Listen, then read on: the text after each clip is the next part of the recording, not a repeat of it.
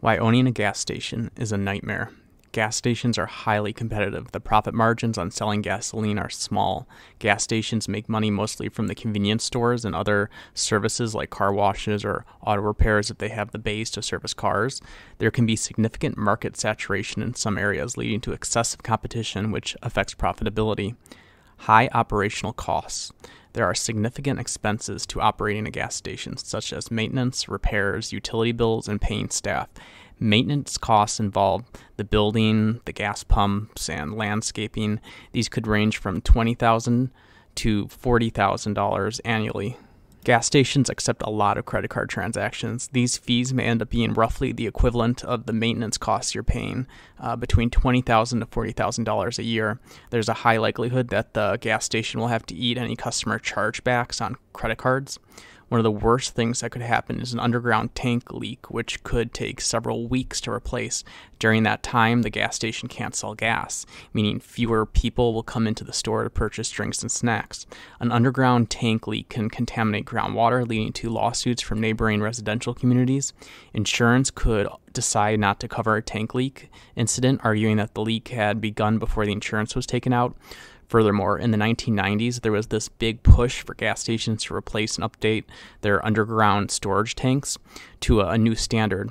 Now that it is 2023, we're coming up on the end of the design service life of these tanks. I suspect we may see a lot more gas stations being put up for sale given this, especially if the businesses were losing money as it was. Safety and security concerns. Gas stations can be the targets of theft, vandalism, and robbery. A lot of crimes occur at gas stations. Thieves and criminals will usually test stolen credit cards to see if they're viable on the gas station pumps. Their criminality is not limited to the customers either. Employee theft is a real threat that needs to be constantly monitored for. Staffing. It's very difficult to maintain staff. Staff will have to be trained on the point of sale system, POS. A lot of people that are willing to work at a gas station are not very computer savvy. It could take several weeks to get somebody fully trained up on a cash register. Staff may quit during or shortly after cash register training. Additionally, the job is very demanding, especially working at night, called the graveyard shift. Staff can develop drug or alcohol problems from the stress and the working hours. Even if you're able to reliably staff the gas station, as the owner, you may get called down to the station at the middle of the night because there's someone tried to rob the clerk or a violent crime occurred out at the pumps. So in the gas station industry, there's something called the jobber, and the jobber is the middleman between the gas stations and the company that refines the petroleum products. Almost every cent brought in by the gas revenue is going to go back out to the jobber or the middleman. Getting a loan will be difficult. Buying a used gas station is highly risky for numerous reasons.